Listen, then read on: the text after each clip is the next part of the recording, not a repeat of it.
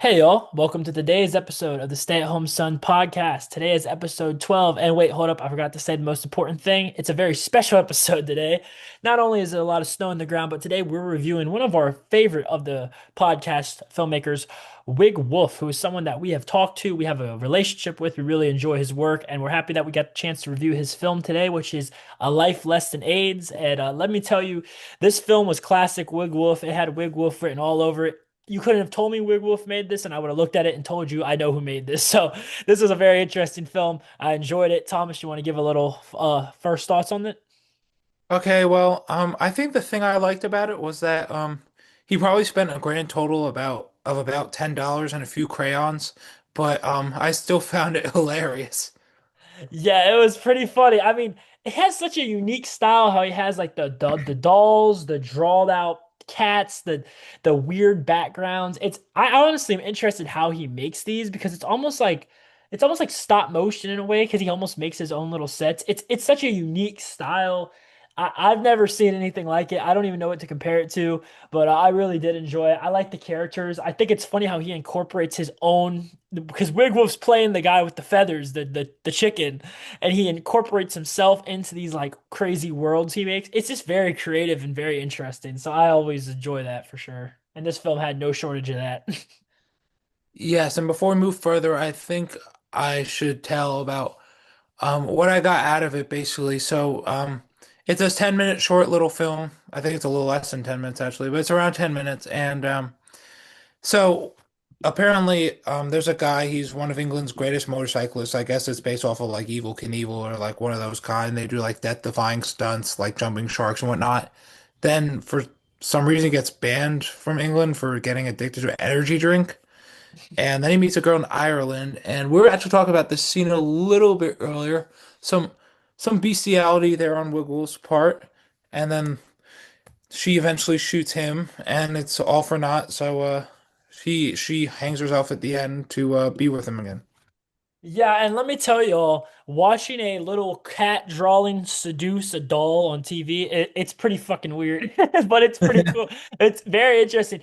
That's one thing I will always say about Wigwolf's films, man. When you watch them, there will always be a scene in there that is like this weird mix of completely outrageous, completely disturbing, but also very entertaining, and it sticks with you. There's always, every time I've seen a project from him, there's always a scene that just really sticks with you and the cat scratching and the doll's little no square or whatever that was a very very interesting thing. I bet you if you showed that to a bunch of people they would have something to say about that, and I definitely enjoyed it. I think I mean he's got balls, man. He's not scared to do what he wants to do. He's not scared to take those liberties and do those crazy stunts and stuff, so I really respect it because a lot of filmmakers would think about doing that and they would be like, oh, I don't know. And Wigwolf is always who he is, and I appreciate him for that. Yeah, Thomas, I liked your view on what it was a little bit. I think something that was kind of interesting in this film is it kind of shows me how lust can sometimes like clear, like mess up your vision a little bit, like he killed his friend over lust pretty much. So it's almost like in a weird way, it's yes, it's whimsical, yes, it's crude, yes, it's outrageous, but I think the message really is that lust can sometimes make you do horrible things. Yeah, definitely. I mean, I'm trying to sit here and figure out what's going on until that scene halfway through, and I'm like, oh, okay, well, this just got interesting. Right. Well, it's funny because at the first part of the film, you're kind of like, what's going on? Like, there's just so much visual stuff, and it's hard to like understand the relationship that the doll has with this person. Like, it took me a little bit to realize that this is the person's friend. But once the cat came in and I realized that that's who he was with, the cat, I was like, oh wait, so this is his friend, the girl doll. And then it made a lot of sense because the cat's like the antagonist of the story. So I think the first few minutes, the first like minute or so, you're just like, what the hell is going on? But once you get to that point where the cat shows up, that's when you really start to understand, like, oh, this is what we're going for. This is the antagonist of the story. And also, I love Wigwam's voiceovers. The meow, ratcha, ratcha, ratcha. That's always very interesting, man. I like his Yeah, I was gonna voiceover. say they're like not it's not the greatest audio, but it's like that's like by design, which I love about this film so much too. Right, it's by design. Like Wigwolf's not trying to have like super climatic audio. He's trying to have that rough kind of sound and that rough kind of look because I honestly I think I think Rigwell's a filmmaker who really puts a lot of himself into the films. I feel like his films are very personal in a weird way. And I think that a lot of times, I mean, we're cool with him, but like, I don't know all his inner thoughts and stuff, but I feel like that restlessness and that kind of humor, but also that kind of like disturbingness kind of gets out in his filmmaking. And it's probably a lot that what he thinks about. So I think it's really interesting because I just feel like he uses films as a blank canvas to express his emotions. And I feel like a lot of filmmakers say they do that and they say they put their selves in their films. But Wigwolf truly 100% is a filmmaker who puts all himself into a film and he's not afraid to do it. And I always really respect him for that. Yeah, and also he has a pretty good English accent too, so there's that. Yeah, I know. And I think he told us he's from Texas. Like, how did he get that good English accent coming from down south in Texas like that? Like, how the hell? Well, if you're a good voice actor, you can do almost any accent. Yeah, that's true.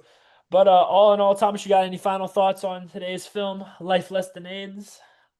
Well, like I said, just like the first half of it, I'm like, oh, I don't like I couldn't figure out what's going on, and I'm like, I don't know if I'm really gonna enjoy this. But then once we got to the scene with some cat on woman bestiality, I'm like, okay, I can actually vibe. I can actually vibe with this. I get why he did it this way.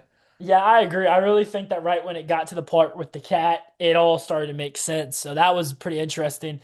I also want to know, I wonder why it's called A Life Less Than AIDS. I feel like that might have just been like a name for shock factor because like AIDS, like what's this gonna be about? But maybe that has some underlining meaning for the film. So that would be interesting to know why it's called that?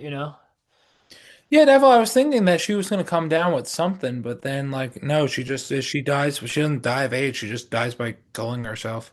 Yeah, because technically the chicken guy gets into her mind, correct? Like as I remember like towards the end she's like he's in her mind, like he killed her. And it's kind of a cool play on words because I guess when you do kill someone, they are in your mind forever in a weird way. So I think that was kind of poetic in a classic Wigwolf grotesque insane way. It was very poetic.